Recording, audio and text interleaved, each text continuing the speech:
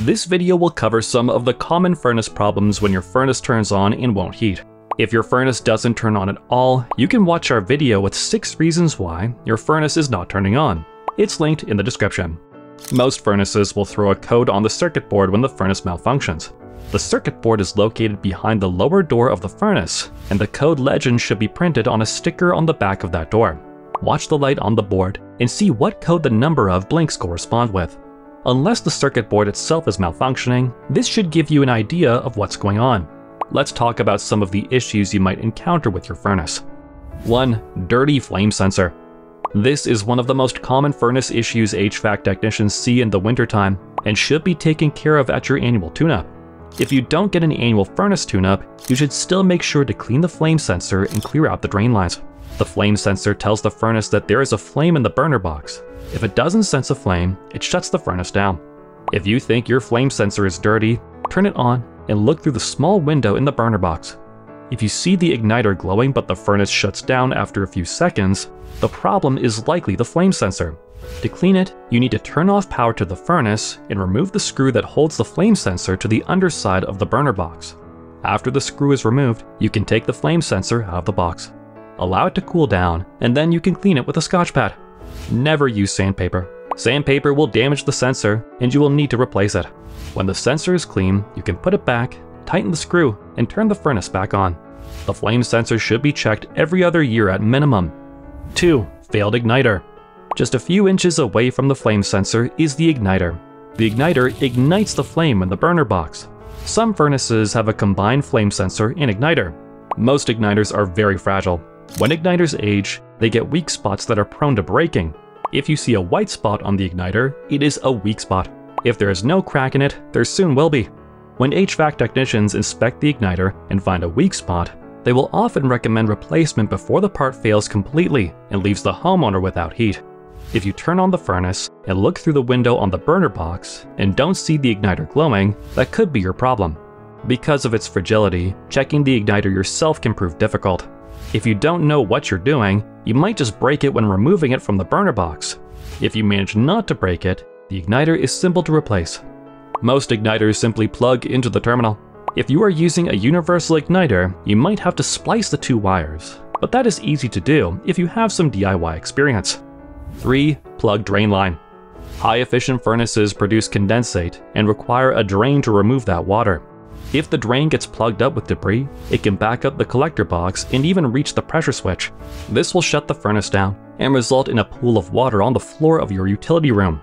You can remove the drain clamp from the collector box and blow it out with your mouth to clear out any debris. If you don't want to do it that way, you can use a wet-dry shop vac on the end of the drain hose to clear it. This is something that an HVAC technician will do at your annual tune-up. If you choose to forego an annual tune-up, you will have to do this yourself to keep your furnace running its best. If you let the drain back up, it could damage important electrical components in the furnace and ultimately cost you more money in the long run. 4. Bad pressure switch. A pressure switch senses and reads air pressure from the inducer motor in a gas-fired furnace.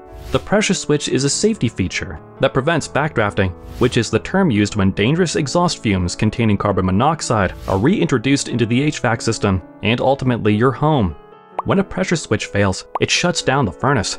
An HVAC technician will turn the furnace on and listen for a distinctive click that means the pressure switch is working. If they don't hear the click, the pressure switch likely needs to be replaced. If the switch is stuck, you might be able to get it working again temporarily by tapping it with a screwdriver or pliers. This is not a long-term fix and is a sign that the pressure switch needs to be replaced. Luckily, a faulty pressure switch is an easy fix and shouldn't be too expensive. 5. Tripped or bad limit switch.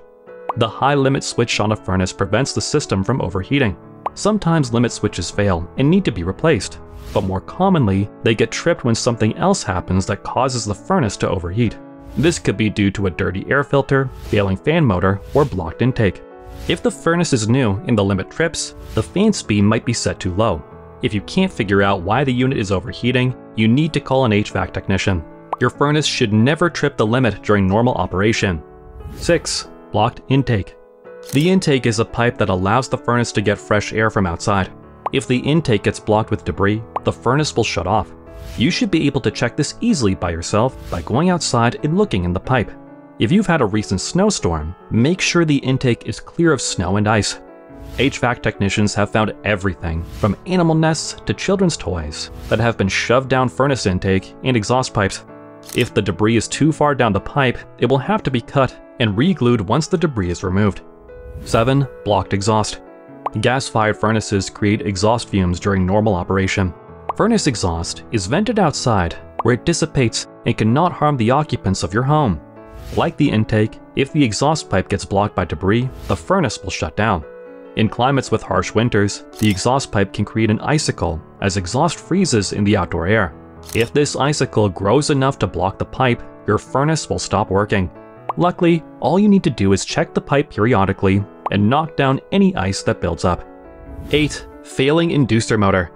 The inducer motor is the first thing you'll hear when the furnace calls for heat. There are two motors in a forced air furnace, the inducer motor and the blower or fan motor. The inducer motor provides air for combustion and removes exhaust fumes. This motor is located behind the upper door of the furnace. When it starts to fail, it might get loud or start to rattle. If you remove the inducer motor and it is difficult to spin, it needs to be replaced. However, if it is improperly replaced without the correct sized gasket, your furnace could leak dangerous exhaust fumes into your home. While an inducer replacement isn't too difficult, it should still be left to the professionals for this reason. 9. Failing blower motor. The blower motor, sometimes called the fan motor or squirrel cage, is located behind the bottom door of the furnace. This motor is what circulates warm air throughout your home. When it starts to fail, you might hear it whine or rattle. If it becomes weak, you'll notice decreased performance from your furnace and may not feel warm air moving through the vents. A weak blower motor will likely trip the high limit switch as well. The blower motor is often located behind the circuit board, so the board needs to be removed before you can replace the motor. This isn't too difficult. The squirrel cage then should slide out and you can disconnect the wires on the motor. If the furnace is older, you might need a special puller to remove the motor from the cage. If you don't have this tool, it will be very difficult to complete this job yourself, and we would recommend you call an HVAC professional. 10. Circuit board problems. The circuit board is the brain of the furnace. When it malfunctions, it can be difficult to diagnose if you are just looking at the LED error code. There are a variety of symptoms of a failing circuit board. It might fail to respond to the thermostat setting or turn on and off inconsistently. The blower motor may run constantly when the fan is set in the auto position. When the board is actively failing, you might smell something burning. When you replace a circuit board, you can often find a burnt spot on the back of the board where it failed. Replacing a circuit board isn't a very difficult task, but you must make sure all the wires go to the correct spot on the new board. If you decide to do this yourself, be sure to take a clear photo of the old board so you have a reference. 11. Bad gas valve. Gas-fired furnaces, whether they are on natural gas or propane, have a gas valve that regulates the flow of gas into the system. If the gas valve malfunctions, your furnace may not light at all, or it could even leak gas into your home. Most HVAC technicians will have a multimeter to check power to the gas valve. This is one you should leave up to a professional, since it involves working with gas. An HVAC technician is trained to safely handle natural gas and propane systems, so everyone in your home remains safe. 12. Cracked heat exchanger. A cracked heat exchanger can leak carbon monoxide into your home. Your furnace might go out on high limit, or you might notice a buildup of soot. If you look at the flames and they are orange or yellow, you could have a problem with the heat exchanger. Furnace flames should be blue. Cracked heat exchangers may also make banging or popping noises as the metal expands and contracts. You might notice you experience frequent headaches when you're near the furnace room. All homes with gas-fired furnaces should have a carbon monoxide detector for cases like this. Diagnosing and replacing a cracked heat exchanger should be done by an HVAC technician. If the furnace is older, it might not even be worth it to replace the heat exchanger. It may be more cost-effective to replace the entire furnace. 13. Dirty filter. A dirty filter is one of the most common furnace problems HVAC technicians see on the job, and it shouldn't be. A dirty filter can wreak all sorts of havoc on your HVAC system. A dirty filter restricts airflow and can make the blower motor overheat and might even trip the limit switch. Most cases of dirty furnace filters are simply because the homeowner forgot to check it. 1-inch filters should be checked monthly. Depending on the traffic in your home, you may not need to change it then. 4- and 5-inch filters should be checked every 4 to 6 months. If you haven't checked in on your furnace filter in a while, here's your reminder to do so. If you want to connect with a local HVAC contractor, check out the link in the description below.